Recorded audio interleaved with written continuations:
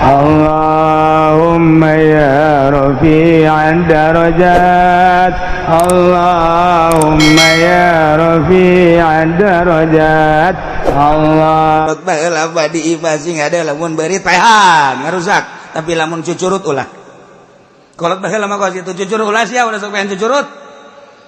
Ulah, sebab naon? Nya nama teu beukieun kana naon cucurut mah. Sugannya nama beukieun ka begabah teh cucurut mah. Sugan cucurut beukieun ka kitu naon-naon henteu nya nama. Ka daging teu beukieun cucurut mah. Beukinangan sakadar ka tulang doang. Ketika urang dahar kemudian tulang dibalangkeun ka kolong, eta teh cucurut kadinya. Diseseupan ku cucurut, cak cucurut teh ngadoa, ya Allah ya Rabbi, ieu nu boga imah anu geus mere kadaharan abdi Gusti, tingkatkeun rizkina Gusti, lantaran nyana dahar daging abdi ka bagian tulangna Gusti, paningkatkeun. Tadi doakeun ku cucurut.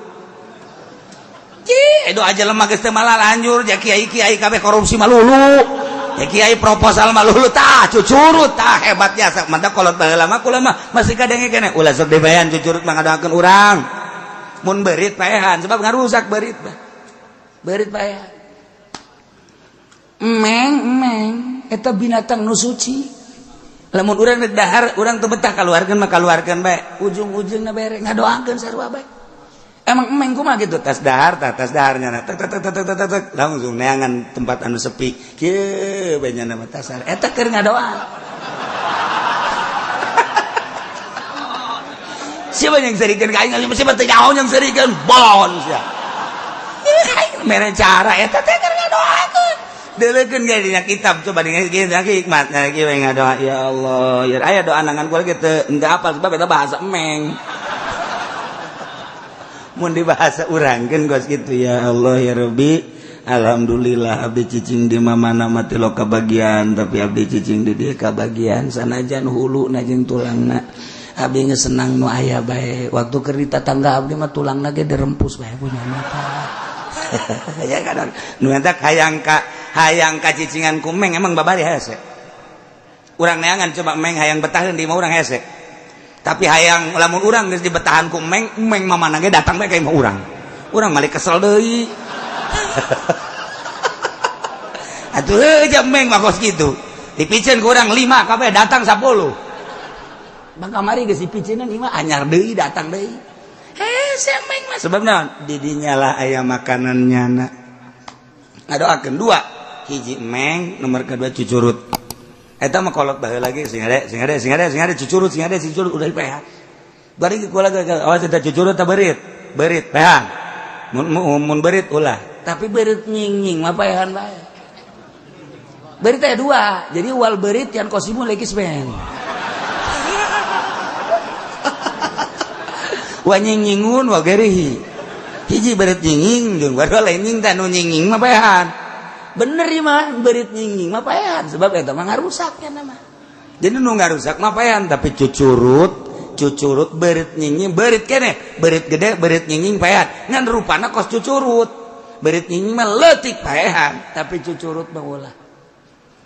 Cucurut mah ulah. Je cenah kieu kos kumaha eta cucurut kos kumaha beurit atuh lain ka aing sia di ditu di imah tah kos kitu.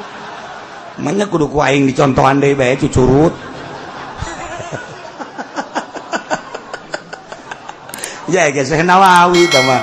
Syekh Nawawi keur ngebahas masalah berbagai masalah di Masjidil Haram. Di Mesir kejadianna lain di Masjidil Haram. Di Mesir dina manakibna.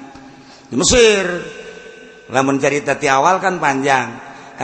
Ke Syekh Nawawi tanara ka Mesir. Maksudna nak naon? Deuk kitu naon gara-garana. Deuk nyitak kitab. Sebab percitakan kitab harita 2 Beirut jeung Mesir. Sakalian deka Beirut Syekh Nawawi teh ngan ka Mesir heula. Eta geus kadenge ku kabehan bahwa Syekh Nawawi deka Mesir. Pohara. Aya bahsul masail. Ngebahas berbagai permasalahan para kiai-kiai lantaran deuk aya kiai ti Mekah ngan aslina ti Banten. Masya Allah pohara jasa. Datanglah ke Mesir, ternyata rame di Mesir teh. Kaget saya Nawawi disambut ku KBH. Ngan ti jauh kene. Cek saya Nawawi teh, wah asana ieu kajian ku kumaha ieu dek aya permasalahan bahsul masail. Jubah saya Nawawi dibuka. Dibikin tah ka hadamna. Ieu pakai jubah ai.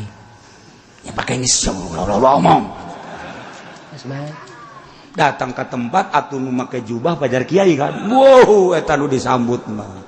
Saya Nawawi na di tukang we. Tinggal hadamna bepen jadi terus bae sia makanan. Ngomong biasa sia. Atunya nah, pohara jasa. Masyaallah. Tungtungna mah hadamna nu jadi kiai. Oh, atuh diajeng-ajeng segala rupa. Saya Nawawi mah nyempot we kiai di tukanginana. Seri bae saya Nawawi teh. Dihormat segala naon. Jangan aja pot-potan ngene saya. Ya jadi kos dia tuh cek jadi teh. Saya bae lanan.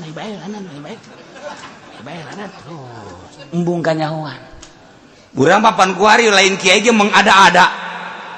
Aing habeh pajar kiai kumaha udeng-udeng. Woi.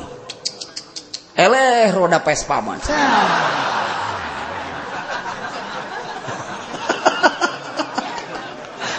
Jubah 2 lapis hareudang elos penting aing pajar kiai beulana saya Nawawi nu kiai asli embungeun disebut kiai bener bae bahtul masail kacaritakeun panjang ieu mah cepetna bae harita langsung kita ceramah Syekh Nawawi dipanggil nyana terus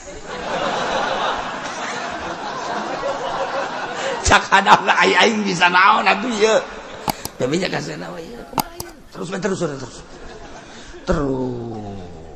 ngan menta cai heula jana ka Syekh Nawawi dijampean Masya Allah eta ngomong bahasa Arab masalah bisa kabeh waktu kabeh gideug bae kabeh di Mesir ge pohara jasa Syekh Nawawi itu pohara Syekh Nawawi hebatnya padahal hadam eta lain lalagaan heuh pohara jasa barang kanyawan geus turun kabeh terus ka masjid darah riu kabeh aya nu nyaho Nawawi mah lain eta ieu watu kabeh sasalaman ka Syekh Nawawi nu asli teh kalau asli tuh cek Syekh Nawawi teh sakitu ge hadamna geus hebat sakitu ge hadamna geus hebat padahal mah nang niup barang dicokot deui jubahna kadekeun jubah teh geus kanyahoan kuari mah dipake ilmu eueuhan cara aing jadi bodoh deui ku ari. Jipan jadi kos kieu teh. Bodoh deui.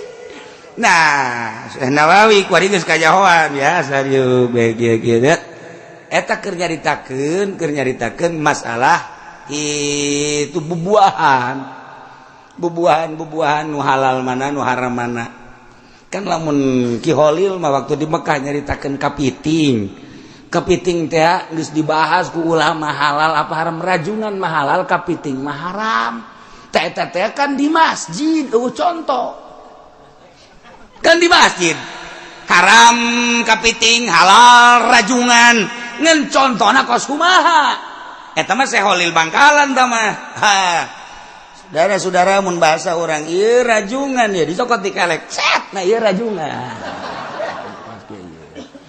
kabehan ge lain kaget rajunganan eta boga dikelek kok bijul ram lain masalah rajunganan tapi dikelek aya rajungan coba Holil ai kapiting geus kumaha belah katuh cenah kapiting mah di dieu cokot set ieu kapiting ditinggalkeun tah ieu rajungan tah ieu kapiting juga keluar Syekh Ki Holil nama jadi jang contoh doang eta kabeh ulama un bisa ngomong si Holil kun bisa amat cenah eta dikelek timbul rajungan timbul lamun Haji Pendi bisa ngaluarkeun rajungan jualannya nama tuh bisa bikin toko rajungan ujanana mantap terberean bisa nya nama boro-boro rajungan cacing itu jadinya nama tuh kan Aisyah Nawawi lain di Mesir toh keur cerita bubuahan dibahas kabeh bubuahan cek Syekh Nawawi bubuahan yang ada ini mah belum seberapa ada bubuahan yang unik di Indonesia mah apa itu Nawawi cokot dikelek rambutan ya Allah ya kabeh kaget tangkal rambutan dikelek ya. Naon deui cerita Nawawi anu unik nu aneh nu eueuh di urang di Mesir. Di dieu di Sokot dieu. Salak Bogor. Cabut dikelek kabeh ge malalotot bae kabeh kiai. Lain lawanan di mana Nawawi mah pohara tuh. Ya Allah ya Rabbi dikelek datang kaya salak segala rupa tuh. Wah, kabeh ge tercengang kabeh. Geus ulah dilawan di mana Nawawi mah. Ulah dilawan atuh. Bubuahanna naon ge ieu mah bisa diawak sorangan. Malah aya nu unik hiji deui nu eueuh di mamana iwal ti Pandeglang cenah. Daerah Kula. Naon eta Nawawi? Cokot ti dia di beuteung. Kadu. Iya, ti Rumingkang cenah ieu kadu. Pohara jasa eta Syekh Nawawi geus eta Syekh Nawawi. Pohara jasa pan. Masya Allah, kunaon eta bisa gitu nang riyadhah geus jadi ahli Allah manaon bege kun fayakun Allah dibikeun. Urang mah puasa henteu naon henteu atuh aya kikituan. Coba cek jana jaing geus tahajud coba dikelek dikeun. Cabutan ku sia kelek. Datang keluar bege moal getihan bisa. Bisa tambah lain kudu kos kitu teh kudu puasa lillahi ta'ala. Masya Allah nah ilah dikelilingi ku malaikat Kangjeng Nabi Musa alaihi salam 30 poe nyiwak malaikat kabur setelah ditambahan dari 10 poe malaikat ngeriung deui di Kangjeng Nabi Musa alaihi salam. Kangjeng Nabi Musa kita berangkat ke Gunung Tursina jang naon ieu dek dibere kitab Taurat ku Gusti Allah jang tatagenan sebagai dasar hirup manusia salila dipimpin ku Kangjeng Nabi Musa alaihissalam. Ulah kaluar ti kitab Taurat kos urang kuari ulah kaluar ti kitab Al-Qur'anul Karim. Ketika urang kaluar ti Al-Qur'anul Karim kuari mah moal nanaon deuleu engke di akhirat anu ngagugulung lain Al-Qur'anul Karim rasakeun engke di akhirat.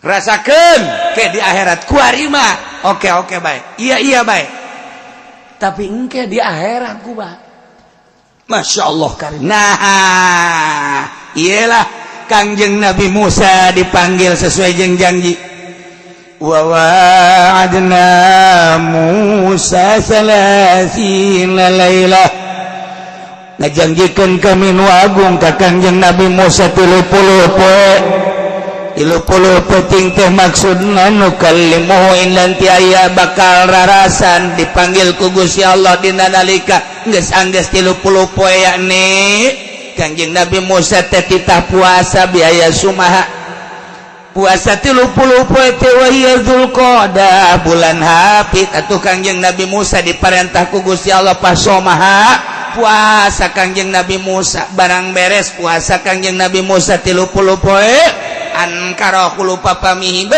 lain dari rarasan cek Kangjeng Nabi Musa ieu sungut rada kos kararieu ambeuna asa teu ngeunaheun amat teu bicara jeung Gusti Allah sungut bani bararau pastaka akhirna Kangjeng Nabi Musa nyiwak maka susur maksudna ngabersihan susu ngabersihan bau sungut ternyata orenganan lain deui ditegur ku Gusti Allah fa amarahullahu bi asyaratin ukhra kita puasa deui Kangjeng Nabi Musa 10 poe liukallimahu bi khulufi pamihi maksudna Allah yang rarasan teh make ambean urut puasa. Masya Allah madak kita ditambahan deui Kangjeng Nabi Musa 10 poe ku Gusti Allah wa atmamna bi asyar kemudian Kangjeng Nabi Musa nyampurnakeun 10 poe di jumlah 40 poe patamma miqatu rabbi 40 lailah sampurnalah waktu pangeran mere ka Kangjeng Nabi Musa waktu 40 poe ting kuari magis 40 poe ting mantak urang puasa 30 poe hayang menang Lailatul Qadar muka lama teh urang dibentukkeun Lailatul Qadar teu kudu datang ka 30 poe 27 poe geus boga Lailatul Qadar asal puasana model tadi puasa nu bebeneran bukana korban cukup hiji bae bu nginumna sasiripit besat beres Sahur korma hiji nginum saseripit sapoe 2 poe bertahan 3 poe tinggal kicep.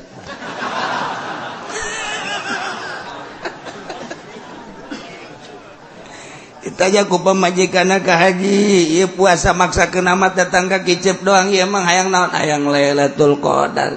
Coba hudang teu kuat. Atuh ka haji ieu mah lain menang Lailatul Qadar, ieu mah bakalna dikubur. Kos kieu mah ka haji maksakeun teh. Huapan atuh aing Gusti ya. Dihuapan ku pamajikanna. Oh iya orang Lailatul Qadar ieu cek. Teu kuat lamun jelema moal dibere Lailatul Qadar moal kuat. Ketika jelema nu neuk dibere Lailatul Qadar kuat. Dibere kuat ku Allah, emang awak urang nu sanu Allah. Cak Gusti Allah teh hais manusia awak teh nang nyieun aing lain nu sia ulah dialku ku sia.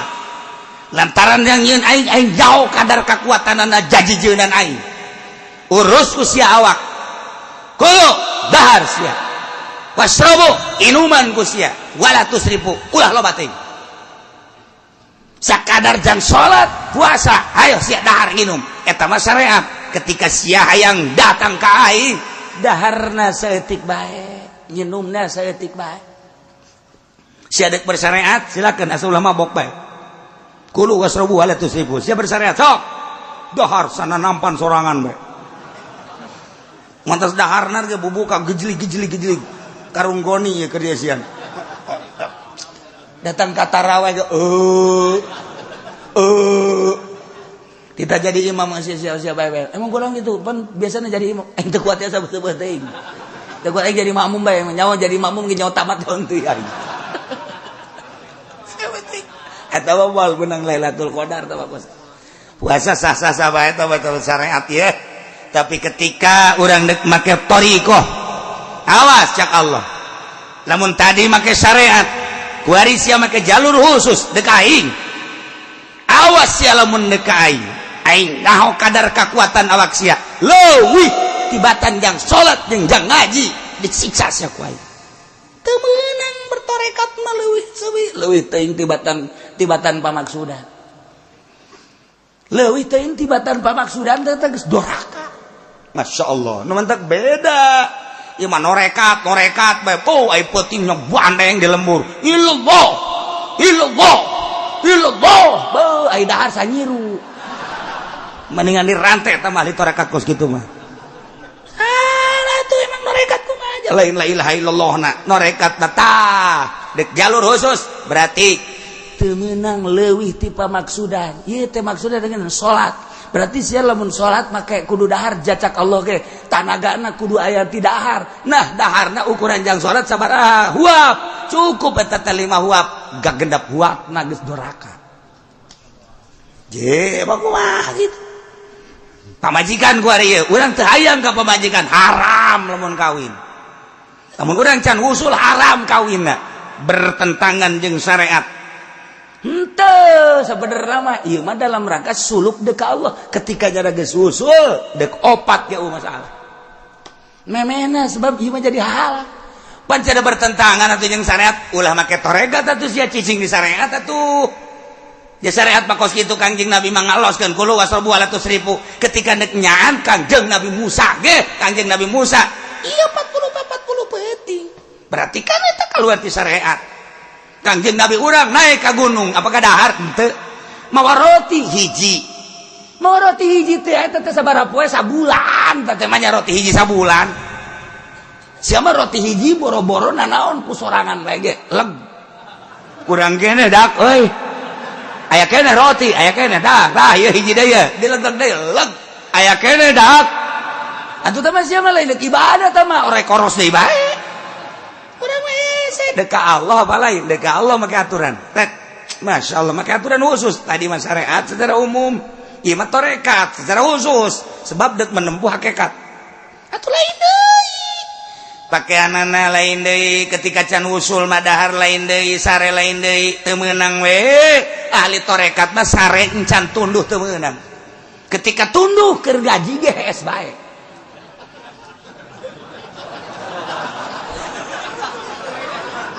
tak lamun keur ngaji naon hees eta jelema norekat eta babe teu nabek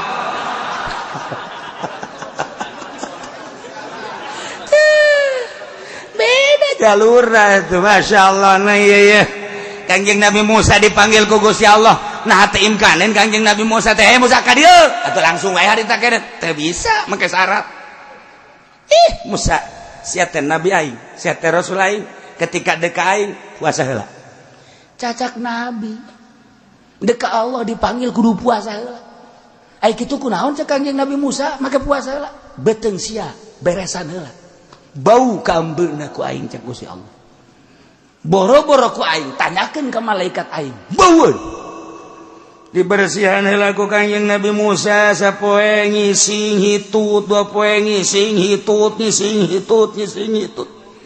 berdatang ke eueuh nanaonan di jero beuteung teh 30 poe ka ambe bau sungut teh nyiwak tegor ku Gusti Allah pugu eta nu jang muka lamah jeung aing teh puasa tambah deui sia fa'atmamnaha bi'ashri fatamma miqatu rabbih 40 lailah jadilah 40 poe ieu syarat Kanjeng Nabi Musa dek muka lamah jeung Gusti Allah di Gunung Tursina make syarat puasa heula jelema nu endeu kapanggih jeung Lailatul Qadar syarat puasa heula puasana puasa khusus ku hari puasana puasa umum urang hayang kapanggih jeung Lailatul Qadar intip ku sia di Gunung Karang datang kapanggih bae ge moal pindah sia ka Gunung Santri paling kapanggih jeung tukang sao sia pindah ku hari ka Banten komo di Banten mambal aya tukang sao malulu mal bisa yang ngintip Lailatul Qadar mah lain di masjid sanajan di haram ge lain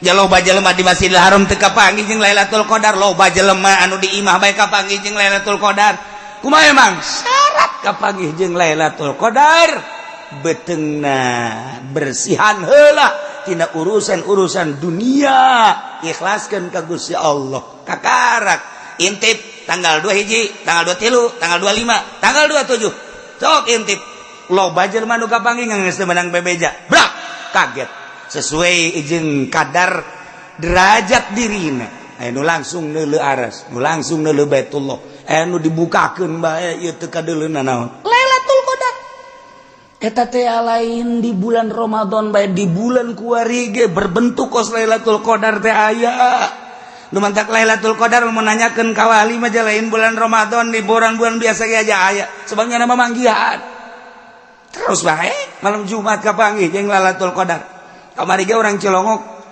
ieu beneran nih mah beneran nih mah nyana bangun bungaheun jasa gugula ditanya sia bunga apa tes kapanggih jeung Lailatul Qadar jasikana di mana di Puri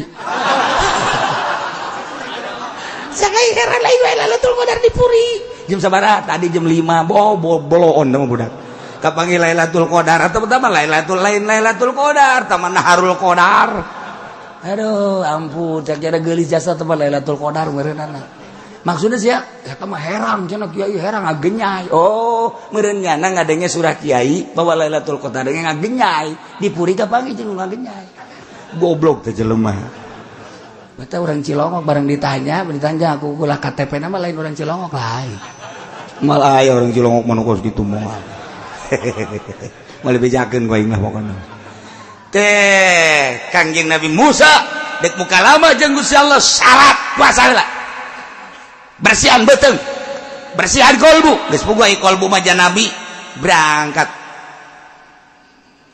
wa qala Musa li akhi Harun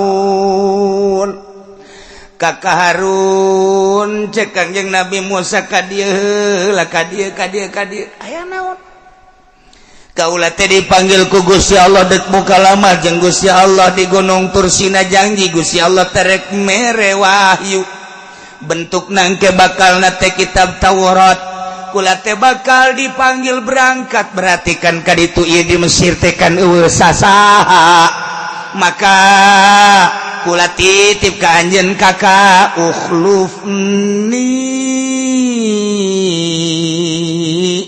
fi qaumi wa asli wala tattabi' sabilal mufsidin. Hampura kakak ukhlubni jadi pengganti abdi heula kakak teh pi qaumi dina urusan kaum kadem harun wa aslih amrahum rarapi urusan-urusanannya kade di Mesir teh aya Musa Samiri kula geus ngadenge selenting bawaning angin sanajan barican kapanggih jeung jelmana lantaran kula kaburu dipanggil ku Gusti Allah kade kakak wala tattabi sabilal mufsidin ulah rek nuturkeun kana jalan-jalan karusakan nuturkeun mah meureun henteu bimuafaqatihim alal ma'asik kumuafaqat kana maksiat ge ieu teh geus nuturkeun kana mufsidin. Lamun pemerintahan urang ku ari teh mufsidin ngarusak lantaran urang ngadenge geus pripot teh geus berbagai triliunan rupiah. Lamun di daerah bae korupsi berarti kan mufsidin nya eta.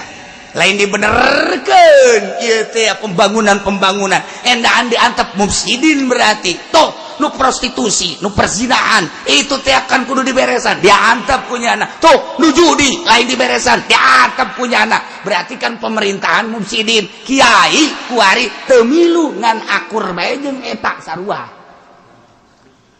nu mantak nu berat mah kiai anu jadi mui eta teh lamun pamarentah tengah berantas tentang prostitusi tentang perzinahan tengah berantas tentang perjunian eta kiai nu terlibat di mui nu pangheulana bakal dikerbekeun di neraka lah ieu tah wala tattabi baca tah Qur'anna wala tattabi sabilal mufsidin ulah sok nutur-nutur kana jalan-jalan nu tukang ngarusak carana bimuafaqatihim al ma'asi ngakuran panjana ku ngakuran mege tak eta teh geus akur pemerintah henteu ngayakeun gerakan amar ma'ruf nahi munkar mui ta sirana siratu malik cima teh nyaho tuh tokecang bae sirana siratu tah sirana siratu eta ratu teh awas tah eta bahasa kolot baheula wali eta je emang kumaha kita teh artina aing mah cicing bae endeu kumaha sang ratu bae aing mah eta teh sarua kos kitu digejeburkeun ka neraka jahanam mantep amit-amit aing mah jadi mui ye kiai kos urang mah kos kieu tah di mui henteu di NU henteu di Muhammadiyah henteu swacablakna ngomong sabada teh menyaritakeun Al-Qur'anul Karim atuh sabodo teuing ka maji hitung-hitung dakwah bae aing mah tuh ngadawahan pamarentah ngadawahan kiai-kiai ngadawahan ustad-ustad ngadawahan tarolah kiai-kiai mah jaman urang nana nu ngararaji ieu mah ka dieu mah lain kiai bangke kiai mah lulu ja ieu mah atuh jeung nu bodoh bae aing mah ka ieu teh jadikeun nu bodoh ngaji mah tuh maksudna mah lain kos kitu yu urang babarengan ketika aya pamarentah salah tegor mentak kula mah negorna melalui ngaji lamun ceramah melalui ceramah eta ge bentuk teguran abeh naon ke ketika dipanggil di Robul Jalil Uce maju sia aduh aing waduh tinggal kaji pendi bae hayo sia emangnya mah kitu bae ka aing mah ya teu tenang bae sabaraha taun sia hirup di alam dunia ieu eta tulisanna ieu Pak malaikat teh naon gawe sia ngaji jadi pemerintahan sa Jokowi aju gubernur sia sa Nenggelis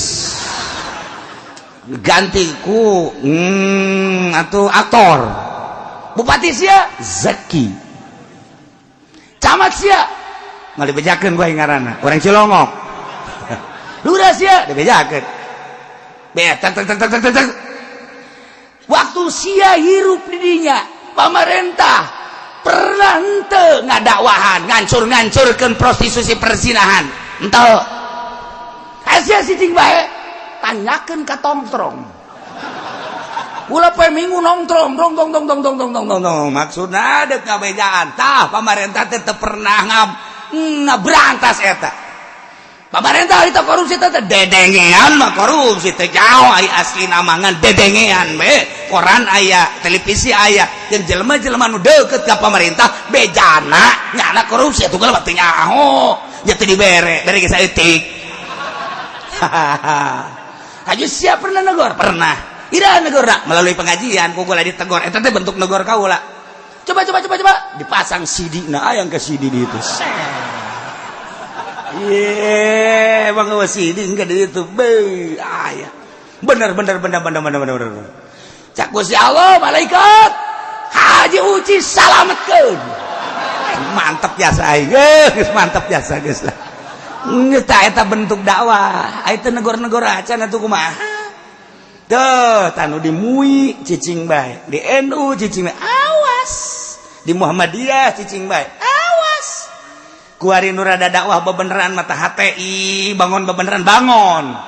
Bangun wallah alam bener jeung teu nama. Bebeneran nya nama bangun Al-Qur'an nyaho teuing nya jeung teu nama. Ngan suara Al-Qur'an didengungkeun. Mana nu ngadengungkeun suara Al-Qur'an? Aya ujian Banten di jerona make aturan jihad bahwa salah satu kewajiban bangsa yang umat Islam adalah jihad fisabilillah, dijadikeunlah mata pelajaran, kemudian dijadikan kitu ujian. Kuari kapan dikritik ke pemerintah? Tuh salah tuh urusannya anak mah. Di Banten, asal satu sanawiyah jeung aliyah kata kos gitu. Di mana cenah ki Banten aing teh nyaho. Bukan kos gitu bae tah. Eta kan kritik kurang ngedirikeun secara praktis. Pasti dikritik bae di urang sebab lain negara Al-Qur'anul Karim, negara Pancasila, demokrasi. Ji ai kula mah henteu naon kitu garana henteu ikut secara praktis, sakadar ngabahas kos kitu Al-Qur'an. Jadi ieu mah jang nyanakeun keneh, ja pemerintah ge agama nama Islam. Bupati mau ditanya agama mana? Weh, sama suruh saya turun Habib. Ya tuh neng gelis ge Islam saya. Wali di Pandeglang nu kaluan nu jarra di bupati. Apun eta si neng deui bae. Neng deui bae eta. Eta ku poloan urang Pandeglang. Nu dipilih neng deui bae. Eta kan berarti kan kiaina kadari itu kabeh. Nah eta engke pan kita tanggung jawab di Rabbul Jalil emang kumaha gitu. Ulama ngan sakadar caritakeun doa. Buat tinggi dia gak mau nasi neng, gue lagi milih. Iya. Kangjeng Nabi Musa tadi bersihan tek urang tinggal bersihan bagi hese jasa. Urang mah kadang-kadang teh lamun kurang-kurang nama kos si anu katu cakatin. Nah naon mikiran batur sorangan bae ka Allah. Si anu mah katu naon atuh mikiran batur aing sia bae tuh ka Allah mah. Kakarak rada tenang pikiran di akhirat bah engke mikiran batur bae ku sorangan tanggung jawabna lah batur di kaluar-kaluar sorangan tek ngaji nyaritakeun urusan dunia makhluk dunia pek bae tapi ketika berangkat ke Allah sorangan sebab nu tanggung jawab amal nu dibawa nu sorangan. Wahai masyarakat ante pula diganggu ieu onta takul fi ardillah kena barang dahar sorangan di mana kahayangnya na bae ieu mah tanah-tanah Allah wala tamassuha bisuin ulah diganggu ulah diharu dibiru antepkeun kena bebas lamun maneh ngarusak kana ieu onta awas payakudakum madzabun alim bakal kena siksa ku Gusti Allah ti Gusti Allah antapnya kaistimewaan ieu onta teh lain lalagaan lantaran di negara kitu Yordan Petra di negara Arab ieu teh Madan Yusolih kuari ge reruntuhan ieu ditinggal kaum Kangjeng Nabi Soleh aya lamun urang ka negara Arab kemudian urang terus ka Wadil Qura mengarah ka Syria ka ditu nah ieu lamun belok kiri ka dinya aya gunung disebut eta teh Madan Soleh ta eta teh kota perekonomian di zaman Kangjeng Nabi Soleh kaum Samud urang nyebrang ka ditu ka Yordania di dinya teh aya Petra asup urang ke jero pemahat urut naon gitu pahatan-pahatan kaum Kangjeng Nabi Soleh urang lalakona jauh mungkin 2 atau 3 kilo urang lempang terus datang ke jero eta teh tinggal urut kaum Kangjeng Nabi Soleh alaihi salam. Kula bisa nyaritakeun Petra lantaran kamari kula ka Yordan ketika ndeka Israel. Kemudian ku Gusti Allah teu meunangeun dibere impian anu menurut takbiran teh diulah kahirna lantaran didinya bakal aya sapoe deui sapoe keneh maka ulinlah 2 poe keneh maka kaditulah ka Petra di samping ziarah ka para nabi ziarah ka para sahabat di Yordan aya 3.000 sahabat di Yordan. Ya, ningalilah ka Petra kaditu. Oh iyalah ditinggal kaum Kangjeng Nabi Soleh. Kabayang takuan. Kos kitu Petra. Ieu nu kurang dicaritakeun kuat. Cek kaum Kangjeng Nabi Soleh wahai kaum hati-hati. Ieu onta teh antep sakadaek jeung sakahayangnyana. Ulah diganggu.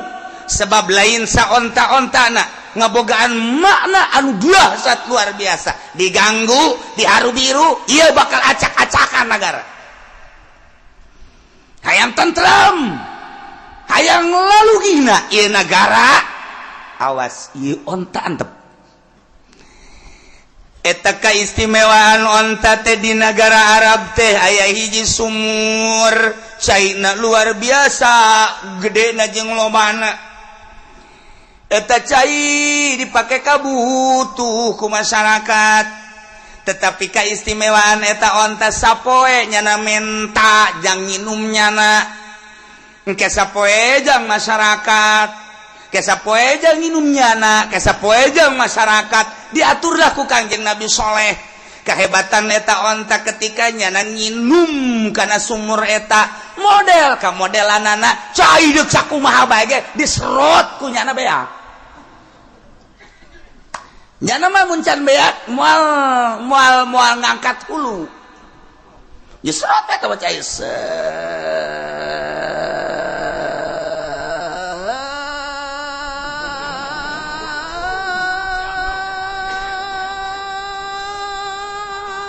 beak cai akur jeung beak napas ya.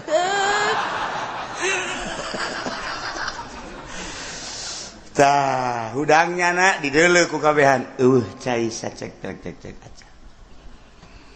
Tapi kebutuhan masyarakat tentang onta teh andai kata masyarakat ngabutuhkeun nginum susu tinggal meret bae.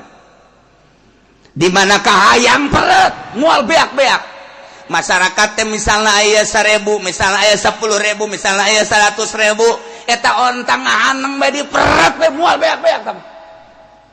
Wah, tuh masyarakat teh antri meret cai susu urang mah teu bisa meret onta susu onta mah meret nu di imah bae geus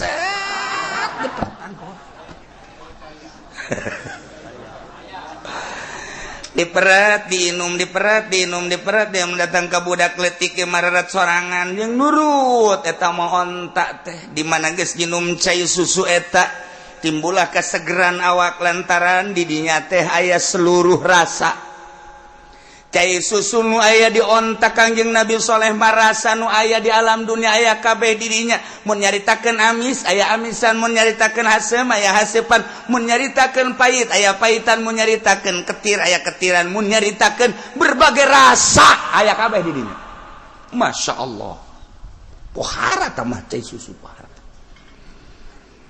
jeung andai kata boga penyakit tinggal diniatan bae boga penyakit mah nginum cai eta seger boga penyakit darah tinggi nginum cai susu eta cager boga penyakit darah tinggi gula nginum cai eta cager pokokna mah boga kolesterol cager aki-aki nu ieu nangis nglentuk bae tawadu nginum cai eta teu cager-cager jeger bae. Oh hati aki bangsa model kaji pendi kos gitu antri kau waluh bus jalan ger jadi kan jadi ngeunaheun geus masyarakatnya budak geus eta onta antap wah teu kudu Kanjeng Nabi Saleh ku ari mah lantaran karasa ku masyarakat kamangpaatan onta teh penyakit calalager nu baroga maksud naon bae ieu dagang ieu kurang maju yo lah pokokna mah urang minta ka Gusti Allah melalui cai onta perat diniatan dagang yang baju pau dagang maju eta cai osot cai susupar eta lain lalagan atuh kuari mah nu dakwah teh lain Kanjeng Nabi Saleh masyarakat sorangan weuy dulur teu kurang kumaha deui berarti bener Kanjeng Nabi Saleh teh nabi jeung rasul yuk urang nuturkeun hiji-hiji kuari mulai mengikuti Kanjeng Nabi Saleh alaihis nauhidkeun ka Gusti Allah per hari-harina anu maca 2 kalimat syahadat teh lain lalagaan asyhadu an la ilaha illallah wa asyhadu anna sholihan rasulullah bah jelema berduyun-duyun arasuk Islam bungah Kanjeng Nabi Saleh horenganan penggede negara mah ngagelokna masyarakat ka Kanjeng Nabi Saleh teh hasud kabeneran saat eta nu jadi pamimpin negara teh horeng cewek nu jadi pamarentahna nu jadi rajana saat teh dinastina kebenaran awewe ngaranna Malka Nyi Malka nya nangis harengeseun jasa deuleu masyarakat ngagelok ka Kanjeng Nabi Saleh geus kakerawat bae sia kumaha carana supaya masyarakat ulah nurut kasih Saleh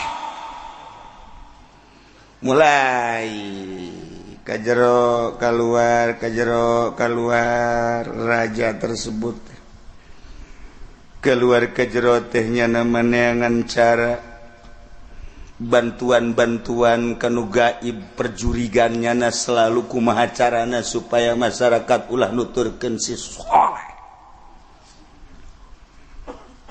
aing teu satuju jasa lamun aing kuari ditaringgalkeun padahal Kanjeng Nabi Saleh mah dakwah teh ngan sakadar dina agama urusan negara mah pek bae tuturkeun itu ibu negara nu penting akur jeung aturan-aturan syariat Kanjeng Nabi Saleh teh hayangeun jadi raja Kanjeng Nabi Saleh teh hayangeun jadi menteri Kanjeng Nabi Saleh teh hayangeun jadi gubernur hayang sote masyarakat nuturkeun aturan syariat Allah Subhanahu wa taala pek nu jadi raja nama sahabat gitulah Kanjeng Nabi Saleh wah istimewa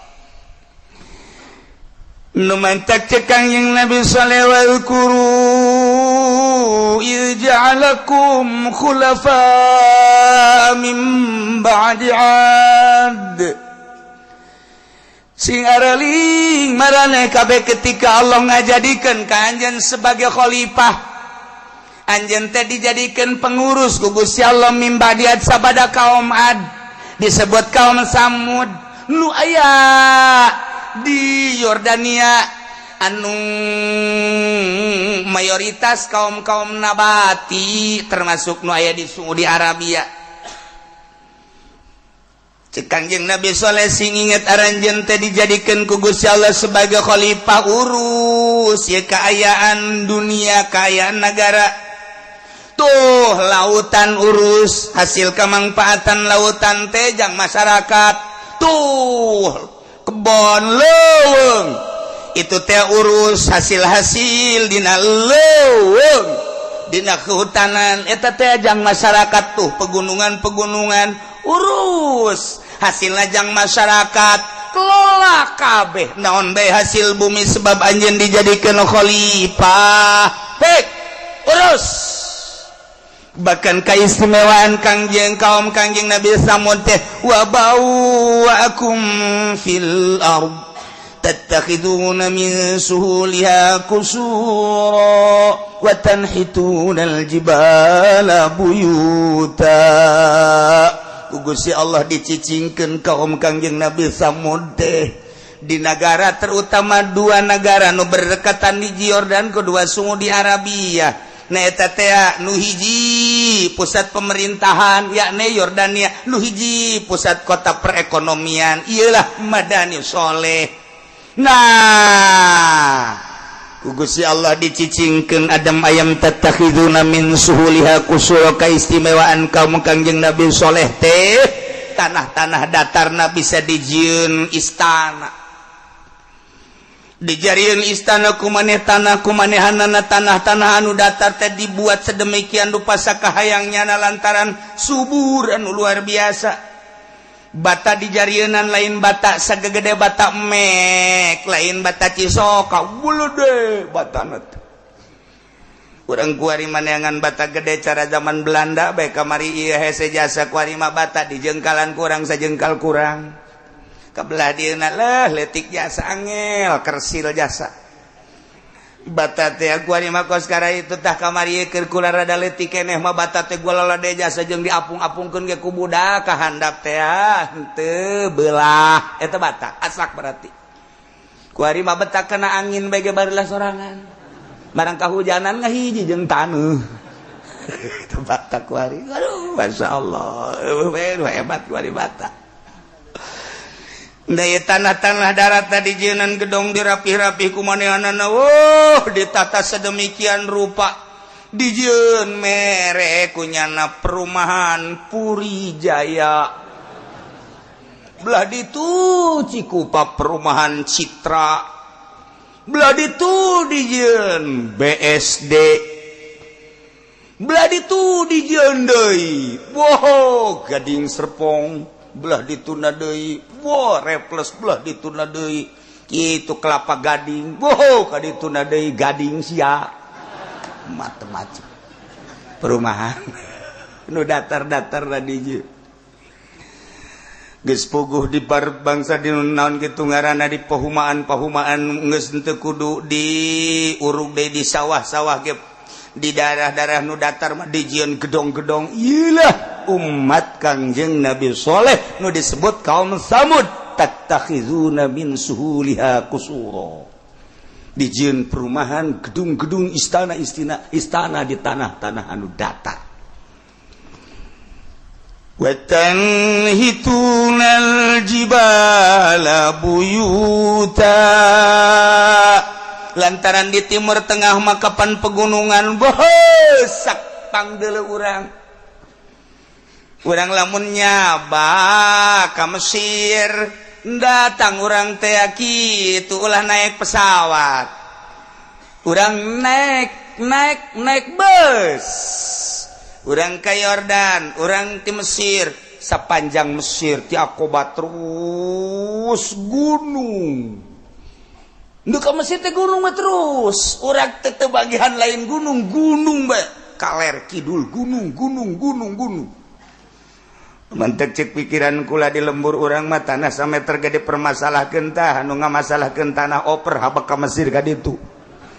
Tanah ablag-ablagan di duduk di gunung di tanah datar dititah jana ku raja di ditu los, ai sia daek maka ditu los. Tok nyeun imah sia sadaekna di dinya. Wah, gunung, Masya Allah. Wah, eta di Mesir teh. Urang leuk hayang datang ka kota Mesir teh. Gunung. Iya, Jordania subur tapi gunung. Yaman pegunungan. Diberi keistimewaan kaum Samud teh ku Gusti Allah wa tanhitunal jibala buyuta. Bisa pandai memahat ngabobok gunung dibobok kunyana dijieunkeun tempat tinggal imah.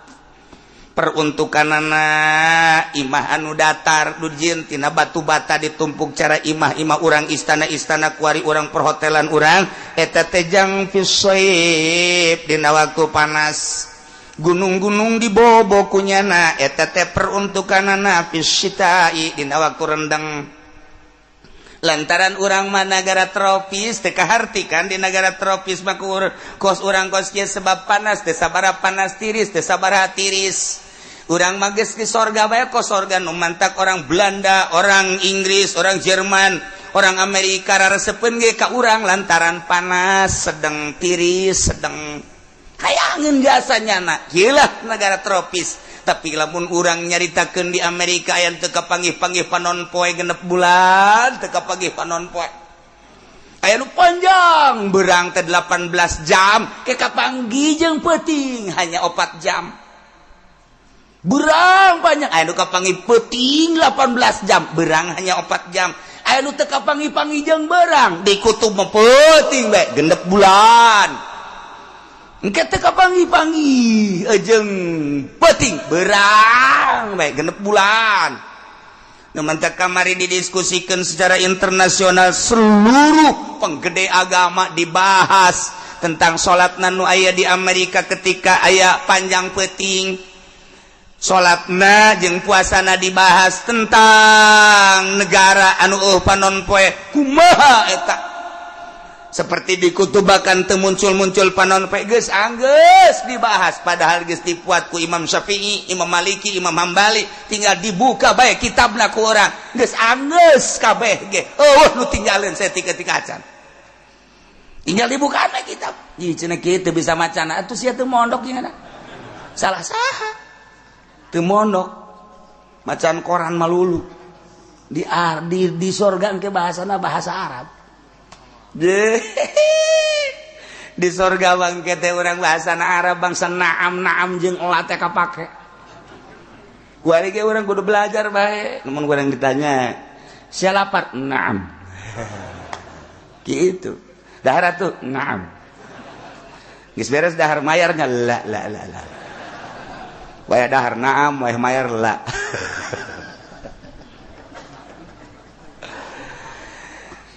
iyalah keistimewaan kaum Kangjeng Nabi Soleh disebut kaum Samud gunung-gunung teh dibobok kumanehanana dijieunkeun tempat tinggal lamun urang kuari ka Madani Soleh ka ditu nah bakal aya engke ditinggal kaum Kangjeng Nabi Samud aya gunung dininya berupa gedung belah ditu ka aya deui gunung aya nu panjang dijieun kunyana dipahat kunyana rupana jadi rupa siga imah padahal gunung Masya Allah kabelah dia nanya lain mahatan gunung bae bongkahan dibawa kunyana ka imah anak incuna terus ditah mahatan dijieunkeun patung-patung laletik Kangjeng Nabi Soleh dicarang geus ulah sok nyeunan patung teh ieu mah cenah mengenang kaum-kaum nu baheula mengenang bapa moyang urang mah jak kuari geus ibadahna ge ka Gusti Allah ngan ieu mah hanya mengenang ulah cek Kangjeng Nabi Soleh tetep bae nya nyeunan saeutik laletik sesa-sesana dijieun cincin kunyana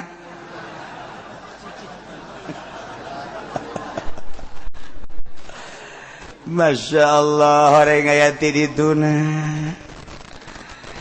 kuari dijieun cincin bongkahan ti Aceh Sungai Dare dijieun kuari bacan segala Batu Garut segala di Banten ti Cirebon ti Jawa Tengah aya batu eta teh batu anu geus teu bisa disorot tapi warnana loba pancawarna lamun urang karangkas betung dirinya aya deui kali maja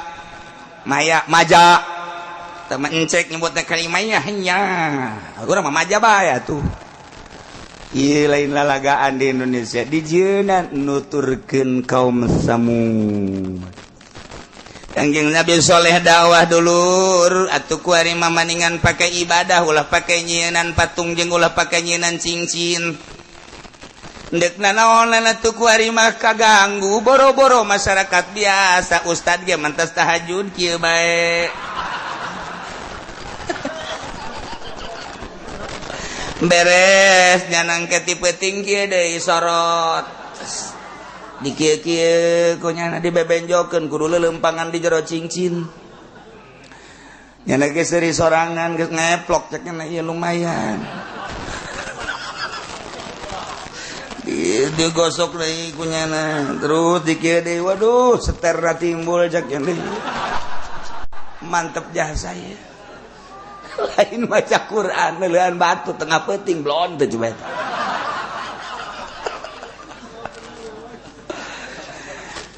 tetapi kapan ieu teh tadi nama henteu kok ngagelok jadi kos kitu sih maha kawasa Allah maha sagala-galana Gusti Allah dia kamari ieu mah henteu kok ngagelok kitu nang Gusti Allah aya fenomena naon sih cek Gusti Allah idza aradallahu bi 'abdin syarran ahlaka malahu fitini wal labin wa idza aradallahu bi 'abdin syarran khudira lahu fil labin wattini hatta iya bener di mana Allah dek ngaharapkeun ka hamba diharapkeun ku Gusti Allah dikersakeun goreng bakal dirusak ku Gusti Allah hartana dijadikeun tin dijadikeun labin dijadikeun kaheureyan sehingga manehanana teh anu tanah produktif dijual tanah produktif dirusak tanah produktif ku manehanana dialih fungsikeun nu tadina produktif sawah ngahasilkeun pare kuari dibangun kunyana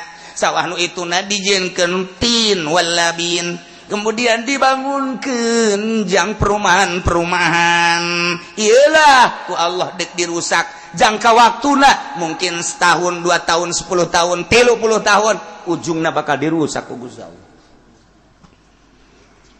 kaheureyan bakal ditimbul-timbulkeun ku Gusti Allah geus mah perumahan-perumahan di tanah nu datarna dijieun gedung-gedung lain gedung nu laletik ti mimiti gedung nu leutik datang ka nu rada gede datang ka nu gede datang ka nu bertingkat fungsina ge geus lain lalagaan ti mimiti jang tempat tinggal kebutuhan sehari-hari kabelah dituna jang memewahan kabelah dituna deui jang hiburan geus puguh dijieun penginapan kuari apartemen perhotelan kabelah dituna di hotel teh eta teh jang bebanggaan jang kitu lalazatan ngeunaan berbagai hiburan aya di hotel mah kuari urang lamun asup ka hotel lain sakadar sare lain sakadar dahar lain sakadar nginum di dinya deuk aya hayang naon bae ge aya di hotel masyaallah karim ente bosen kuari mah awewe anu di tanah air Cianjur geus diasaan Karawang geus diasaan Bandung geus diasaan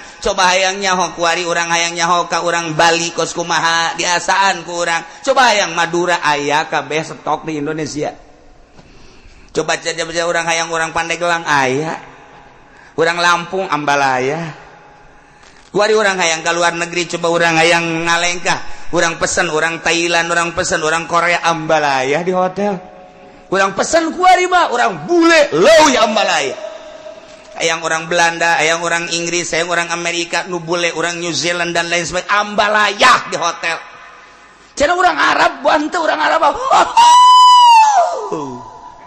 urang Arab Ambalaya di Indonesia urang Pakistan urang India ulah kena orang Arab orang di ka ditu ka Arab ka Baitullah ibadah haju di ditu ari ibadah kabeh sarua nu tolol mah tolol leuwih tolol di badan urang diboking ka Indonesia masyaallah karim aya kabeh di hotel aya urang mana kiai cenah ieu mah bosen ka jelema-jelema nu biasa mah hayang urang negro bae nu hideung ka huntu-huntun aya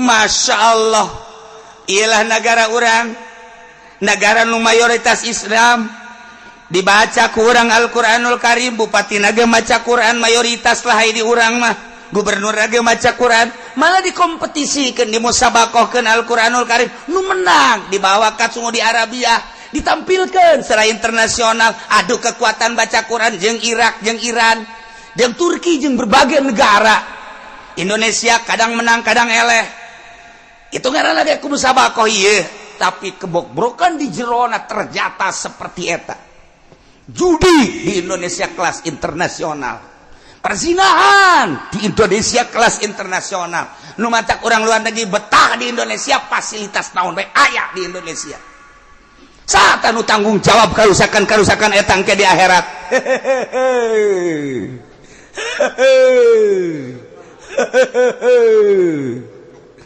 deleukeun sia bupati mun teu dipanggang sia ke di akhirat deleukeun sia menteri sia bakal dicacang-cacang ke di akhirat. Delegan sia gubernur disate sia di ditu. Sebab sia teu berjuang kiai ngan sakadar ngomong di panggung jeung di pangajian. Eta mah supaya lepas tanggung jawab abdi di akhirat. Pan sia Ki Uci di kiai-kiai ku batur. Emang sia teu dakwah? Tanyakeun Haji Makmun. Yeay. Ayo geus ngomong tah negor ka bupati, negor ka gubernur, negor ka presiden. Ngan bisa ngasakieu atuh da kumaha deui atuh. Dia teu bisa ka ditu. Nyeun kekuatan, FPIG nyeun kekuatan, sakitu membleh. Kumaha aing, tapi ayo bae terus atuh. Didenge jeung teu didenge, urusanna kumaha nyana. Tapi ternyata ngan sakadar asup ka ceuli ieu kaluar ka ceuli ieu. Asup ka ceuli ieu kaluar ceuli ieu. Nyana ngarobrol di itu. Kiai sadek-daek bae ngomongnya. Atuh mah panagaran lagi nagara Islam. Geus bae antepkeun lah nyana-nyana urang nyana. Keuna sacablakna sungut kiai ieu. Emang aing teh nyaho yang ngomong kitu aing nyaho. Jeuy, cek kira aing teh nyaho meureunanan. Sadaek deus yang ngomongkeun aing. Hayo. Nggih, aing mah jamualna naon? Sebab aing mah teu boga kakuatan naon. Engke sia dihudangkeun ti kubur, ngabring ke ka mahsad. Halo Bupati. Dadah. Hei. Kiai di ka mana? Sorga dong. Bupati kemana? Wallahu alam. Ayo sia ngadu jeung aing. Kuari aing eleh engke sia. Je aing mah yakinkeun sia ka neraka ja. Ye, kan sombong amat sekali-sekali aing sombong lah. Geus sia mah teu disombongan ke kos kitu. Lamun sia cicing di dinya ngarasa aman bae, cilaka sia bupati, cilaka sia gubernur, cilaka sia pemerintah. Minimal ngarasa salah sia. Sanggeus ngadege kiai-kiai anu dakwah, minimal ngarasa salah, minimal. Lamun sia ngarasa bener jeung ngarasa aman, delekeun sia. Iya emang sebab udah ucapan Gusti Allah baca ku sia tuh ieu cenah teu kaburu yang maca koran bae tita kusaha sia maca koran ye parang sana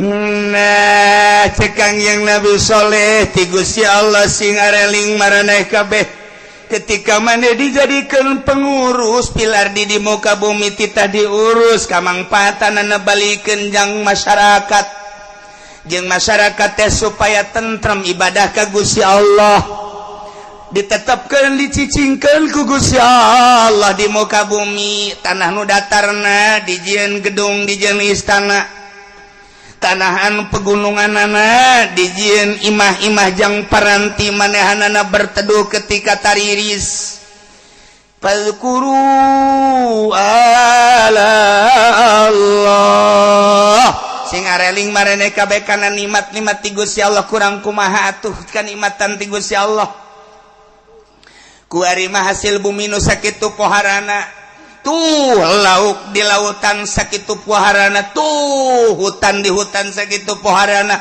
tuh kaayaan di negara sakitu poharana hasil bumina pegunungan-pegunungan anu tatadina kadelna tandus ku ari bisa dipahat bisa dijadikeun imah tinggal kurang kumaha kanikmatan ti Gusti Allah sing inget kana kanikmatan ti Gusti Allah awas wala ta'sau fil ardi mufsidin ulah sok ngarusak maneh di muka bumi melalui maksiat tina maksiat percaya ke aturan Allah bumi bakal dirusak hutan disalahgunakeun lautan disalahgunakeun gunung disalahgunakeun berbagai fasilitas nu aya eta teh aja ngadeketkeun diri urang ka Gusti Allah bertakarrub Allah nyeun gunung teh jang paranti takarrub ka Gusti Allah Allah nyeun hutan jang paranti takarrub ka Gusti Allah Allah nyeun laut jang paranti takarrub ka Gusti Allah lantaran ieu nu aya di awak urang teh seluruh organ-organ ngajak takarrub ka Gusti Allah tinggal fokuskeun bae ku ari mah urang ka Gusti Allah ieu mah pamere Allah di embung-embung aya Allah mere mah aya di hayang-hayang ketika Allah teu mere mah teu aya nu penting urang jadikeun satu sarana untuk meraih ridho Allah subhanahu wa ta'ala Kitulah kaum Kangjeng Nabi Soleh disebut kaum Samud. Gunung-gunung di pahatan, bongkahan-bongkahan dibawa ka imah dimodif punyana sakahayangnya dijieun mobilan, dijieun kukudaan, dijieun ontan, dijieun gagajahan, dijieun berbagai hewan. Kabla dituna dijieun bongkahan-bongkahan patung-patung laletik. Kemudian dijieun cincin nu manta ketika orang ka Iran ka ditu ka Yordan, beuh eta cincin di Iran mambalaya. Kok sampah bae di Iran mah eta teh mutiara-mutiara teh nu masjid Sidina Husain, Masya Allah. Urang mah boga virus hiji ge digosokan teu eureun-eureun barang datang ka Iran virus segede tihang. Tungtung nama di dieu ge nu marake virus nu barang jengkula diasup-asupkeun ka jero kantong. Kukula ditanya kunaon diasupkeun isin ka tihang jakna. Urang boga hiji ge di kieu-kieu we horeng di dieu jadi tihang. Kitu keneh bangsa ruby, kitu keneh bangsa berbagai perhiasan-perhiasan. Kristal, lampuna di luhur sing kerlip kristal. Tina berbagai warna nu putih, nu hejo, nu beureum. Indah jasa. Geus urang hese jaritakeunana masjid di Iran mah Masjid Sidina Husain, Masjid Ali Murtado dan masjid-masjid lain indahna luar biasa. Meureun kuloba eta teh hasil-hasil naon kitu ngaranna di pegunungan taneuh-taneuh teh menghasilkeun gos kitu. Dibuatlah kunyana minimal memeh jang batur teh jang di nagarana sorangan. Ya Allah ya Rabbi. Eta nulul lampu urang pohara jasa. Kos kitulah di Iran, kitu kene di Yordan. Urang lamun ningali ka Petra, tinggal tercengangna bae ya Allah ya Rabbi.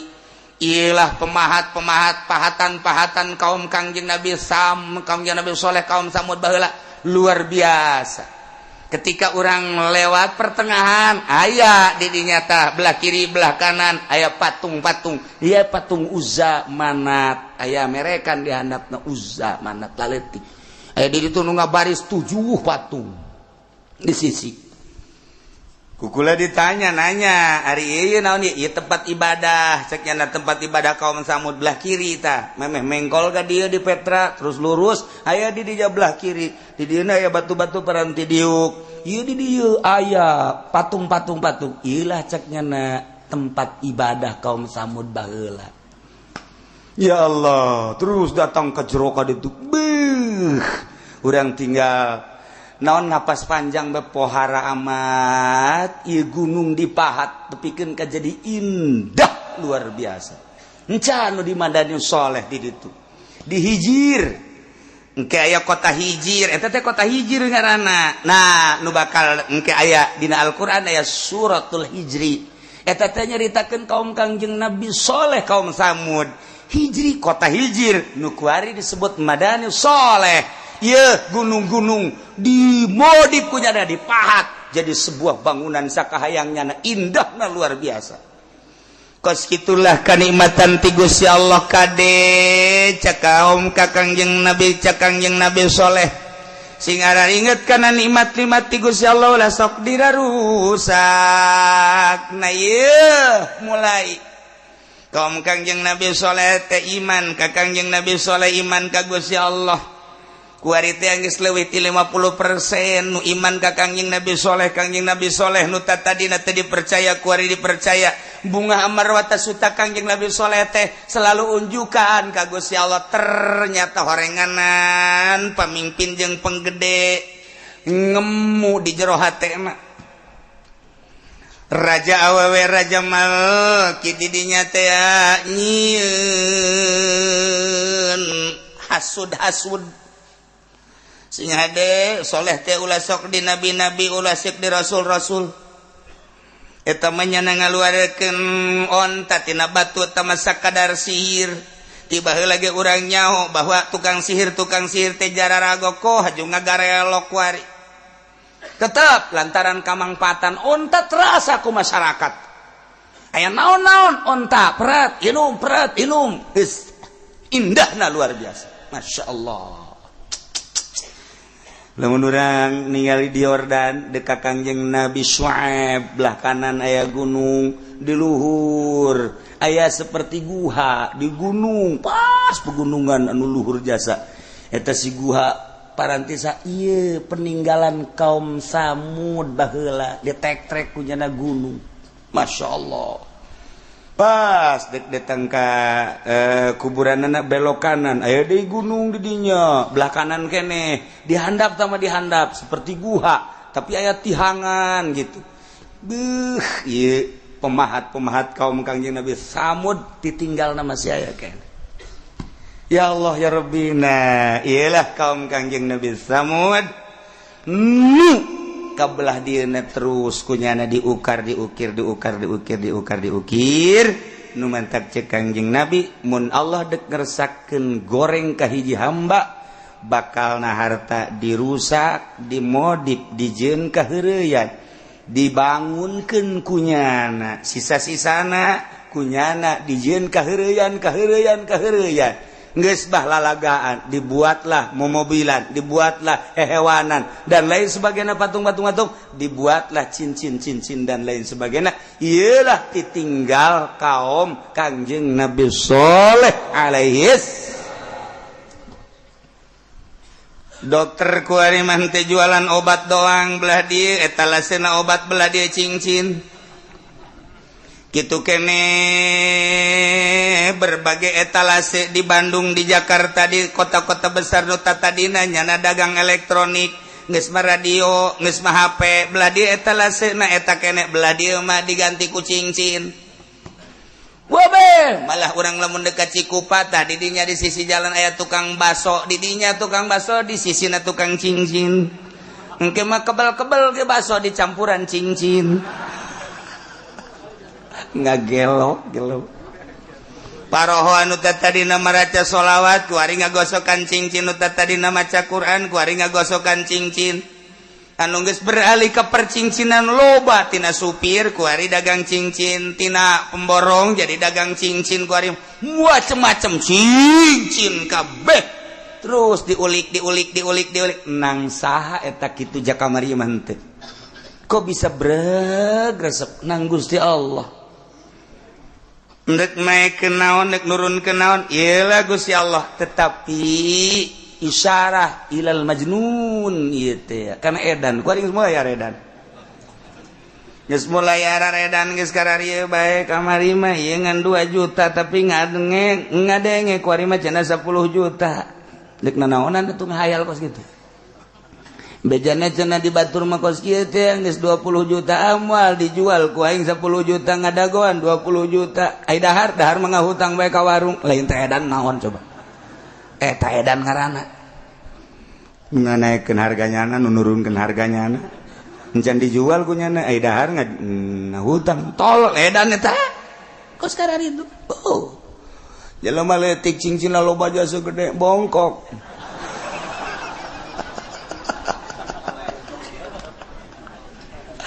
Ya Allah, ya Rabb. Masya Allah. Nah iya dek dirusak, setik. Batu teh hiji perkara anu hina lantaran aya nage di gunung, aya nage di tanah hina. Tapi ku Gusti Allah ketika dibukakeun jadi mulia. Barang hina jadi mulia, digosok jadi herang, jadi mahal hargana, jadi herang. Eta teh isyarah atuh batu bae nu tadina di gunung, tadina di taneuh diangkat, dimodif di herangan jadi herang. Kunaon ai batu di herangan, ai hate teh di herangan. Hate herangan, kunaon si urang jadi cinta dunia, kunaon si urang jadi babarengan bae jeung makhluk hate teh, kunaon urang resep jasa kana kaheureyan. Ieu akibat teu herang hate. Ibadah ku ibadahna tapi ria mah terus bae, ujub aya terus bae, takabur terus bae. Pelit terus bae teu herang hate mantak naon daripada ngaherangan batu mending ngaherangan ieu atuh. Kumaha cenah kiai carana? Belah dada urang cokot hatena. Usah. Bisa modar sih di dinya. Ngaherangan hate mah kudu anu bisa atuh lantaran batu gedek di herangan kudu nu bisa. Ngaherangan batu zaman kamari ieu macan zaman batu kapan angel jasa kaherang lantaran nyokot awi hideung di kitu-kitu sabulan can herang keneh bae. Belah dieuna mah ke kararas di kitu-kitu tetep can herang keneh bae. kuari mah babari jasa weng weng weng beres lugan langsung cokot kuari mah ya asahan 5.000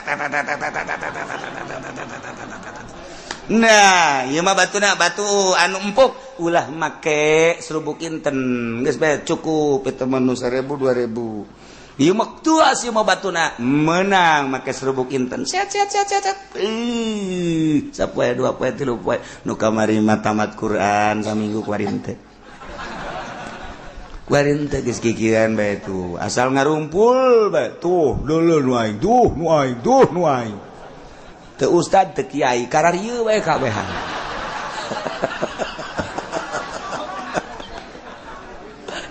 cing dari kagagu lain teu edan sina aon eta ngarere edan mental teh teu kos kitu teh ya Allah ya Rabbi barang nu hina dibuka ku Allah dimodif herang jadi mulia isyarah urang oge atuh turunan nabi lain turunan wali lain anggaplah urang batu bangkong lah nah dicoba tuh ku urang herangan diri urang kumaha carana ngaherangan fokuskeun hate urang ka Allah mulai tanya awak urang awak sia ti mana ti Allah endeu ka mana endeu ka Allah ieu urang memeh ka Allah asli kuari urang ka Allah mangga ketika ngadenge suara azan Allahu akbar hari engko pancen ada ka Allah teu nya udah atuh sia aya ka Allah mah kan urang geus nganasehatan aku urang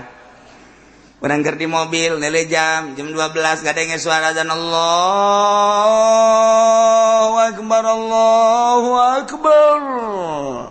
terus Allahu akbar gandeng dobrak azan tanya awak sini ke mana deuk Allah eta panggilan Allah amun deuk Allah eureun neangan restoran lain dengan masjid dengan restoran blon neangan masjid nu ngeunaheun eureun tanya awak urang endeu ka mana endeu ka Allah ridho teu ridho bakal ka Allah bae sadar teu sadar bakal ka Allah bae daripada engke ku Allah dicarekan mending kuari fokuskeun ka Allah lamun geus difokuskeun deuk ka Allah ketika Allah marentah ka urang pandeu ka Allah ieu parentah Allah siap urang ieu nu mantak henteu ka Allah lantaran can dinasehatan awak urang deuk ka mana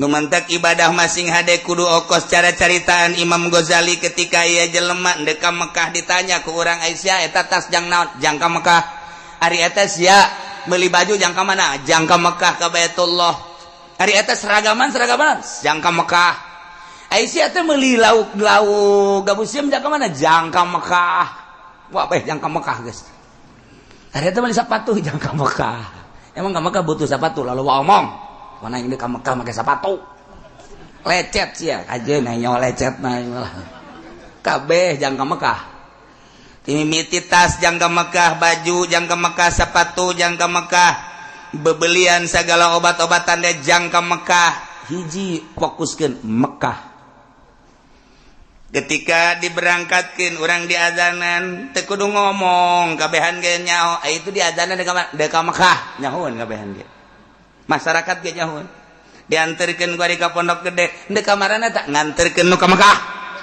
nyahoeun kabeh ketika datang ke pondok gede batur baralik nyana ngadadahan sok diararimah baenya deuk ka mana emang deuk ka Mekah sanggup ninggalkeun anak pamajikan imah harta banda kunaon dia deuk ka Mekah deuk ka Allah pan boga anak leutik serahkeun ka Allah anta sahibu fis safari wa antal khalifatu fil ahli wal mali wal waladi wal ashab ifadna wa iyyahum min kulli afatin wa atin abdi nyerahkeun ka Gusti nyanggakeun sadaya-daya abdi ti Gusti itu du Gusti abdi deuk ka Gusti mangga kumaha Gusti bae deuk ka Mekah pohara eta Imam Ghazali lamun geus ngabahas kos kitu abdi deuk ka Mekah nyaah ka anak nyaah ngan abdi hayang kapanggih jeung Gusti teu nyaah eta ka eneng nyaah tapi abdi hayang ka Mekah itu mobil Avanza anyar pan jeung teuing aya anak nu ngurus zahirna secara batin aya Gusti emang da ka mana ka Mekah hayang kapanggih jeung Allah kabeh ka Mekah sanggup ninggalkeun imah pamajikan anak incu eneng ditinggalkeun ku nya geus puguh mobil boga ruko ditinggalkeun deuk ka mana ieu ka Mekah ka Allah tah ibadah teh ya kudu kos kitu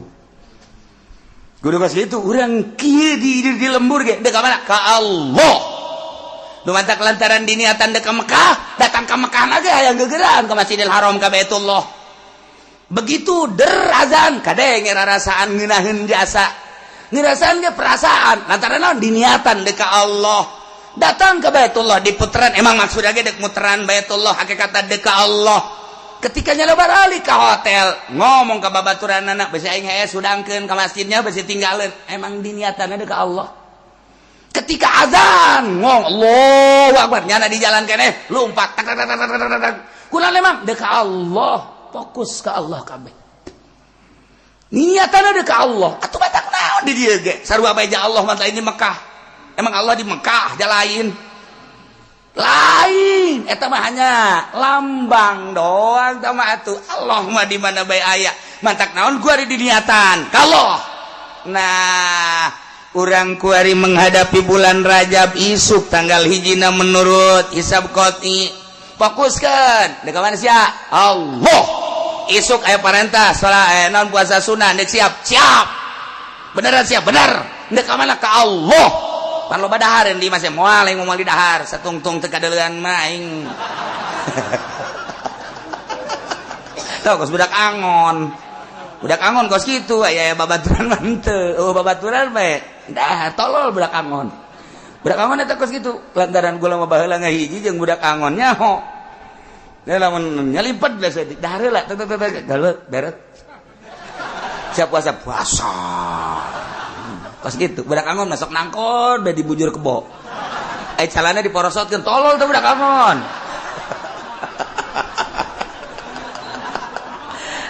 aing nyawa jasa ke budak angon ngajeun kumaha kitu belah pokona mah meureun kiai kitu ulah loba omong sia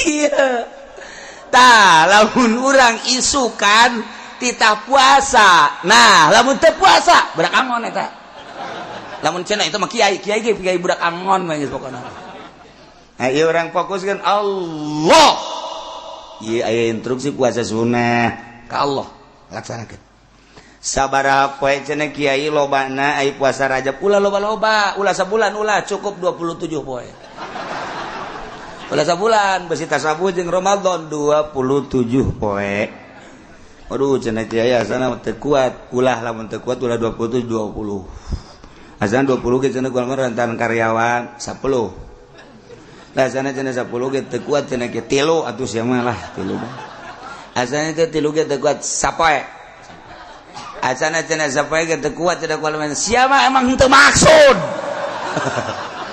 teu maksud maksud nu mahal ge maksud deuk ka Allah sok sanajan urang teu norekat seperti nu norekat eta kan ngageserkeun rasa tina syariat kuari fokus ka Allah ceuli deuk dikaallahkeun mata dikaallahkeun irung dikaallahkeun sungut dikaallahkeun leungeun beuteung kabeh kubul dubur kubul sugut deuk dikaallahkeun kabeh nu mantak geus janji beat ngaranna abdi siap dek ka Allah lantaran janji beat dihareupeun guru maka nyana kajeun kukumaha ge di mana bae situasi kumaha dek ka Allah diberelah wiridna zikir jeung aturan-aturanana dek ka Allah fokuskeun dek ka Allah mantak naon urang ge fokuskeun we dek ka Allah nah puasana 27 poe di akhirat aya kali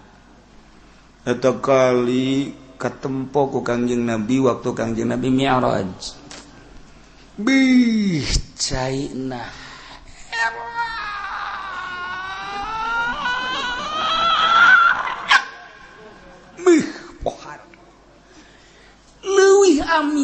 rasana tibatan madu leuwih sengit tibatan minyak misik leuwih heran tibatan salju ngeplok indah jasa takali Kanjeng Nabi naros ke malaikat Jibril liman hadza ya Jibril yang saha eta si caina cek malaikat Jibril liman soma Rajab yang jelema nu puasa di bulan Rajab Masya Allah cek Kanjeng Nabi mun umat kula haju bulan Rajab paruasa meureun ngarinum eta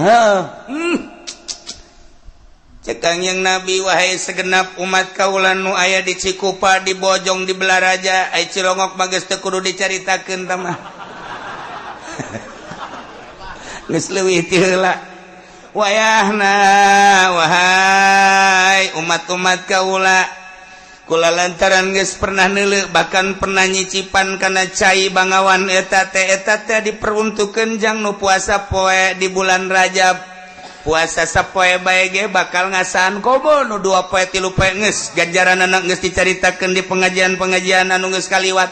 Nah masa sih teu kabita keneh bae kos kitu mun geus teu kabita keneh bae geus sama budak angon ge angonna deui teh geus angon teh ieu tah ya Allah ya Rabbi puasana babari bae aya hayang kuat mah urang sahur engke peuting 3:30 geus sahur anu seubeuh sahurna nginum 2 muk lek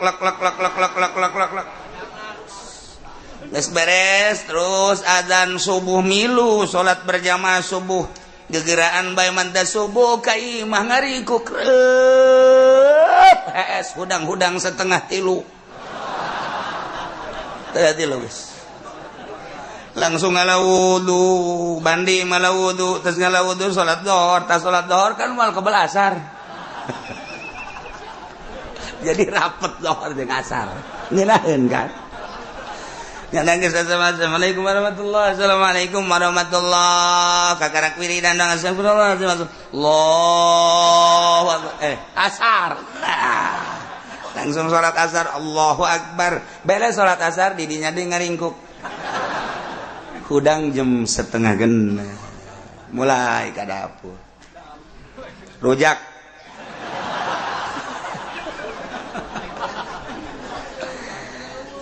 Kak Haji, rujak mah geus aya pan osok ngopi kopi kokoh. Aya anu ngiriman susu anak, susu naon coklat jeun.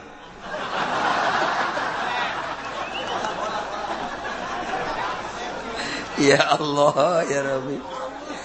Kak Haji, itu anak anu cikal ngiriman kolak. Loba, bawa ka di kabeh, anak ulah bere. Ieu mah sareng ngaluhan Firaun ieu mah. Aduh, puasa teh lain ngalegitkeun nafsu, edan ngadatang ke nafsu. Syariat mah kitu bae. Di syariat mah kitu bae kajeun kuku mah udag-udagana kitu bae sebab teu boga maksud. Padahal mah aya dina thariqah mah kapan aya syahadat, aya salat, aya zakat, aya puasa, aya haji dipraktekkeun dina thariqah mah lain cara syariat.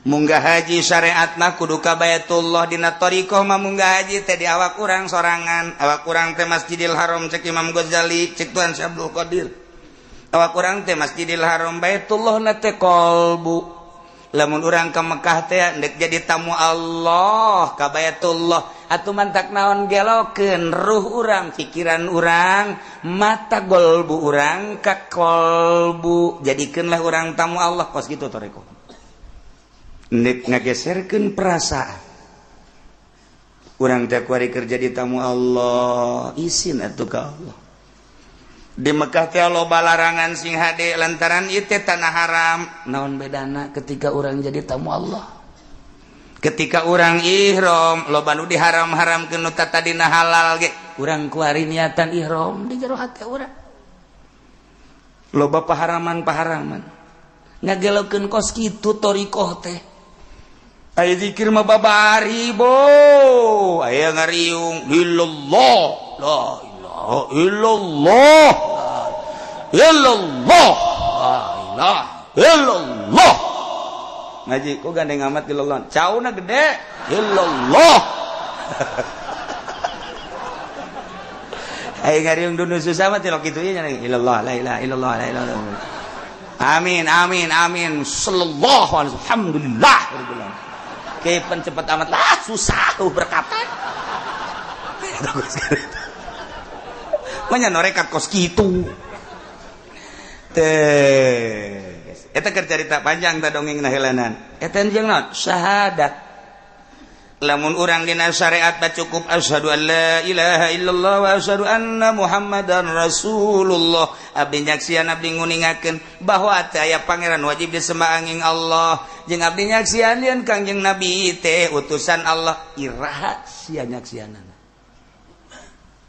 irahasia nyaksianana hayo heuh nya atuh bohong berarti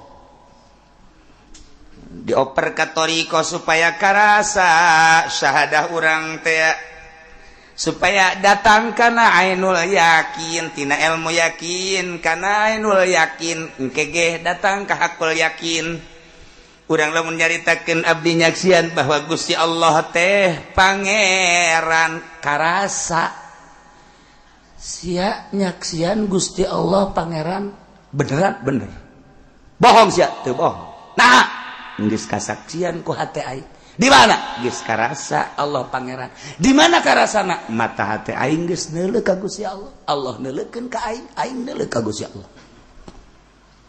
bohong sia urusan bohong urusan aing jeung Allah sia mah sia bae syahadat sia pake aing mah syahadat aing menyaksian bahwa Gusti Allah pangeran karasa aing neuleuh sebab deuleu aing mah hiji deuleu mata dua deuleu ceuli tilu deuleu rasa opat deuleu pagawean aing geus boga rasa deuleu rasa aing teh hadir Gusti Allah di mana di Baitullah di jero hate sebab aing mah tatadina geus ihram jadi tamu Allah ka Baitullah aya di jero hate aing Allah hadirlah Allah ketika Allah nyaritakeun diteropong ku aing cak Allah seluruh hate umat pangbagusna hate kakasih aing Kangjeng Nabi aing